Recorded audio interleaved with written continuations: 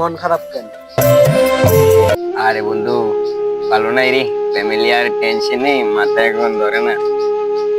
কি আর করার বন্ধু, সময়টা সবার ভালো থাকে না। কি রে বন্ধু, তোর গার্লফ্রেন্ডের কি অবস্থা এখন? এই তো আছে, আলহামদুলিল্লাহ ভালোই আছে। তবু ভাবি তবু দোয়ায় ভালোই আছে। যে উঠলাম বন্ধু, থাক থাক, ভালো থাকিস, আবার দেখা হবে। ওকে, আল্লাহ হাফেজ। মাশাআল্লাহ মাশাআল্লাহ। আসি আজকে। ওকে বাই, আবার দেখা হবে।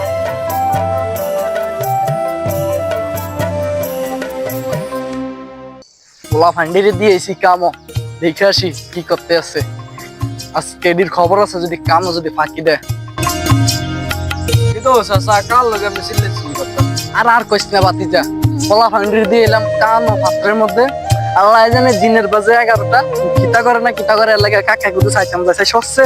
আর হুনাই হুন্না যান চাচা। হ্যাঁ কি দেছে আর হলার লোকে খারাপ ব্যবহার করে না, লোলান কাম করতে না, তাই হলান বুঝাইবে। পোলা ফান্ডির সকাল 8টা বাজে ফাড়াইছে, তখন তো আমার কাম হওয়ার কথা। না না চাচা, আমরা বুঝাইতে হইব, না বুঝাইলে হলান জীবনে কাম করবো না, বুঝছেন? আচ্ছা ঠিক আছে বাতিজা, আমি গেলাম। আচ্ছা, পরে দেখা হইব। নাই জানে পাত্রের মধ্যে ফইরা জানে পোলা ফান্ডি কিতা করতেছে। এই ঠাড়া পড়ার রই দিদির মনে সেঙ্গাই লাগতেছে। দেখে আসি যাইয়া।